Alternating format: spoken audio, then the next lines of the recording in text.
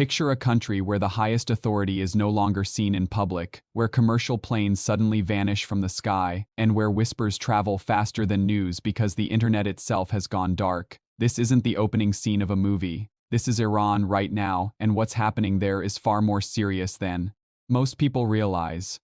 Across the Middle East, quiet panic has set in. Behind closed doors, diplomats are scrambling. In military command rooms, maps are being redrawn. And inside Iran, millions of ordinary people are doing something the regime fears more than foreign armies. They are refusing to stay silent.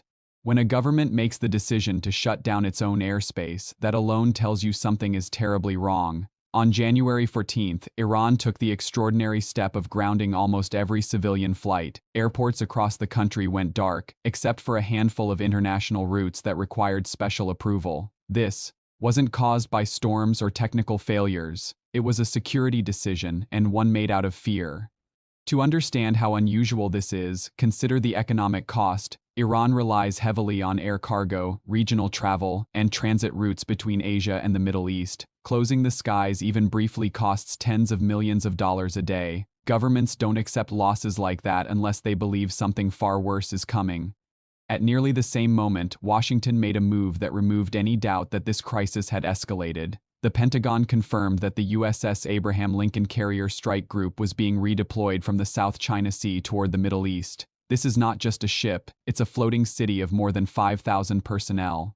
Supported by guided missile destroyers, cruisers, and attack submarines, its presence alone changes calculations across an entire region. Carrier strike groups are not repositioned casually. They are used to send messages without words, and the message this time was unmistakable. Inside Iran, the most telling sign of instability wasn't military at all. It was personal. Ayatollah Ali Khamenei, now 86 years old and Iran's supreme leader for decades, reportedly disappeared. From all public visibility, intelligence reports indicate he was moved into a fortified underground facility in northeastern Iran, deep, secure, hidden. This behavior wasn't entirely new. During Israeli military operations in June 2025, Khamenei had already demonstrated how seriously he takes the threat of targeted strikes. At that time, he reportedly cut off electronic communications completely, avoiding phones, radios, and digital systems. Messages were relayed through trusted human intermediaries to prevent tracking. Israel's defense minister later confirmed publicly that Israeli forces had attempted to reach him but were unable to because he had gone deep underground. What makes this moment different is not just that he's hiding again, it's what he's doing while hiding. According to reporting from major international outlets, Khamenei has already designated 3 possible successors and reorganized chains of command across Iran's military and security forces. Backup leadership structures don't get put in place unless the risk is real. This is contingency planning for the possibility that the regime could lose its head literally. While the leadership retreated underground, the streets above were erupting.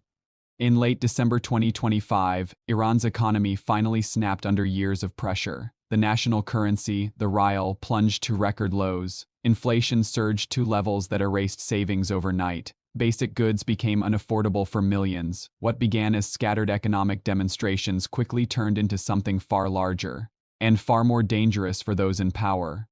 Within days, protests spread to more than 600 locations across 187 cities. Every single province saw demonstrations. This was not a localized uprising. It was nationwide. Analysts described it as the largest wave of unrest since the 1979 revolution itself. The human cost was staggering, according to the Human Rights Activists news agency. At least 2,403 protesters were killed. More than 18,000 people were arrested. Some reports suggest that over 12,000 deaths occurred in just 2 nights, January 8 and January 9, when security forces unleashed extreme violence.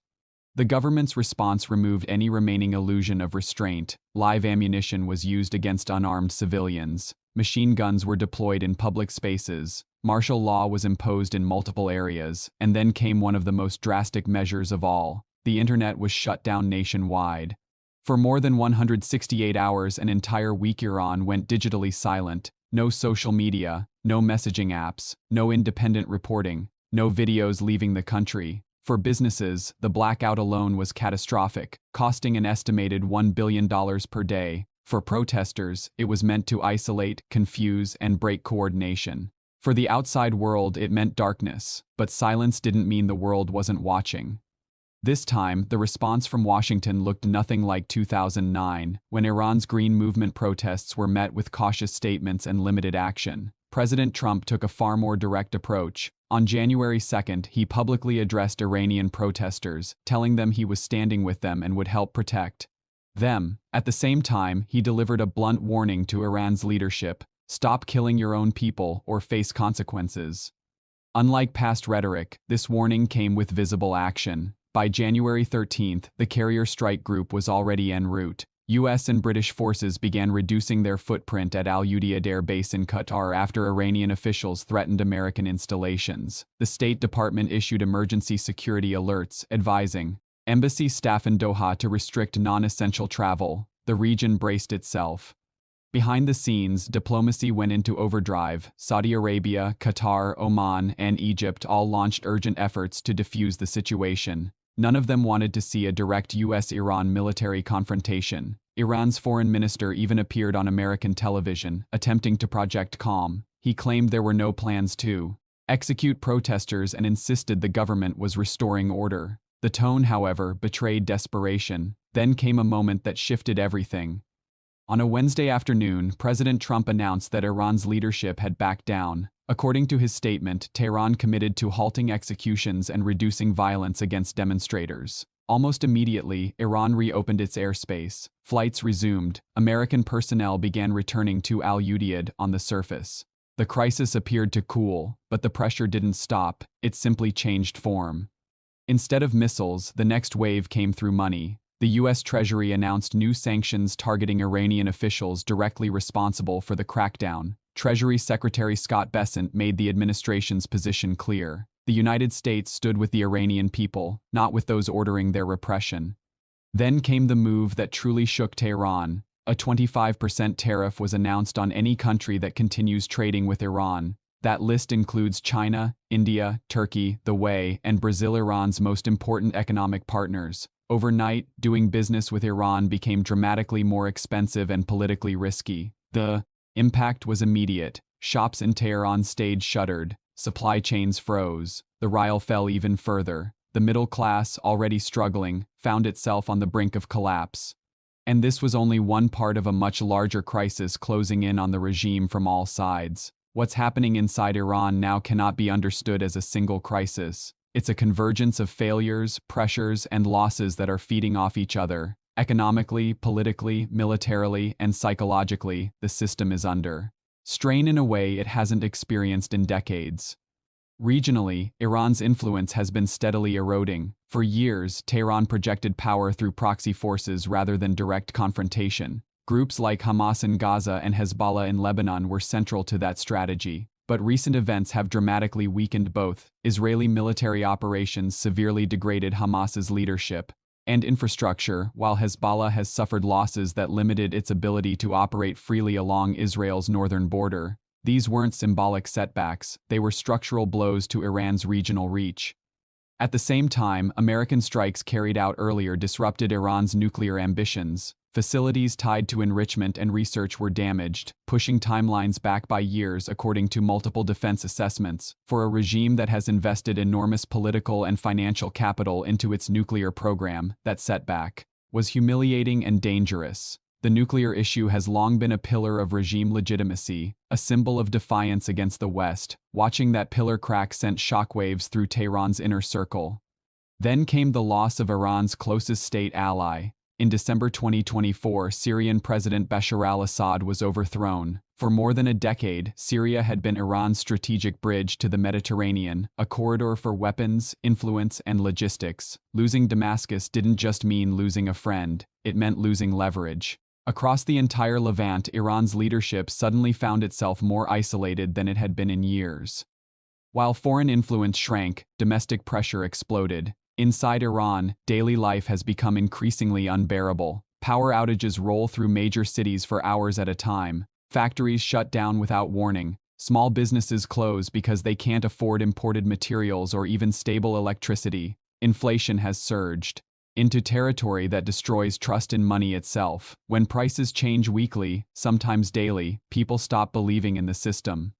Unemployment has surged, especially among young people. Iran is a country where the median age is just over 32. That means millions of educated, connected, frustrated young adults who see no future under the current system. This demographic reality matters. Historically, regimes fall not when the elderly protest, but when the young decide they have nothing left to lose. What's different now is the scale of defiance. Protesters are no longer just chanting about prices or wages. They're calling for the end of the entire system. Videos that briefly escaped before the internet shutdown showed crowds openly rejecting clerical rule. In some areas, images of supreme leaders were torn down in public. These acts may seem symbolic, but in authoritarian systems, symbols are power. Breaking them is a direct challenge to legitimacy. Even more alarming for the regime is the sense of paralysis at the top. Analysts and diplomats describe Tehran as a place where decisions are delayed, contradictory, or avoided entirely. Orders are issued and then reversed. Officials contradict each other publicly. This gives the impression that no one is truly in control in authoritarian systems. The appearance of strength is often more important than strength itself. Once that illusion fades, cracks spread fast. Meanwhile, the American carrier strike group continues its steady movement toward the Persian Gulf. This slow approach is intentional. It keeps pressure high without triggering immediate conflict. Every mile closer is another reminder that military options are real, not theoretical. According to defense officials, contingency plans are already in place. Potential targets include command centers, Revolutionary Guard bases, internal security headquarters, and communications hubs, the infrastructure that allows repression to function. The message from Washington has been consistent. Diplomacy comes first, but force remains an option. White House briefings emphasize restraint, yet leave no doubt that renewed mass killings of protesters would cross a red line. This ambiguity is deliberate. It forces Iran's leadership to constantly calculate, second-guess, and hesitate. For Iran's rulers, hesitation is deadly. Every day they delay decisive action, the economy bleeds further. Every day sanctions tighten, options narrow. The new trade tariffs have created a dilemma for Iran's partners. China and India must now weigh cheaper Iranian oil against costly penalties on their exports to the United States. Turkey and the UAE face similar calculations. Even if some trade continues, it does so at reduced volume and higher risk. Iran's economic oxygen is thinning. Inside the country, the internet blackout remains one of the regime's most dangerous gambits. While it limits coordination, it also fuels anger. People know the shutdown is not for their protection, but to hide violence. Families are unable to contact relatives abroad, businesses lose revenue, students are cut off from education. The longer the blackout lasts, the more resentment builds. History shows that regimes often fall not because of foreign invasion, but because they lose the loyalty of their own security forces. That is now an open question in Iran. Reports suggest growing fatigue among lower-ranking police and conscripts. Many come from the same economic background as the protesters. They face the same inflation, the same shortages, the same fear for their families. Ordering them to fire on neighbors and relatives is a risk the leadership understands all too well. This is why the threat of targeted strikes matters so much. By focusing potential military action on command and control structures rather than broad infrastructure, the United States signals that it is not seeking war with the Iranian people. It's targeting the mechanisms of repression. That distinction resonates inside Iran, especially among those asked to enforce brutal orders. Still, the situation remains dangerously unstable. If the regime decides it has nothing left to lose, it could escalate internally or externally. Attacks on regional shipping, proxy strikes against U.S. interests, or even a rushed nuclear escalation are all possibilities analysts are watching closely. Desperation breeds unpredictability. At the same time, there is a sense among many observers that a threshold has been crossed. The combination of nationwide unrest, economic freefall, regional isolation, and credible military pressure is rare. Individually, each of these challenges has been weathered before. Together, they form a storm that even a hardened system may not survive. For ordinary Iranians, this moment is both terrifying and hopeful. They are facing mass arrests, live fire, and silence imposed from above. Yet they continue to resist. They share information through word of mouth, handwritten notes, and offline networks. They gather despite the risks. They refuse to forget those killed. What happens next will depend on choices made in secret rooms and on crowded streets. If the regime resumes mass violence, it risks triggering a response that could cripple its ability to govern. If it backs down too far, it risks encouraging even larger demands for change. Either path carries enormous danger for those in power. The next phase will be decisive. Pressure is building, patience is thinning, and the world is watching more closely than ever. This is no longer just an internal Iranian crisis. It's a test of whether a system built on fear can survive when fear stops working.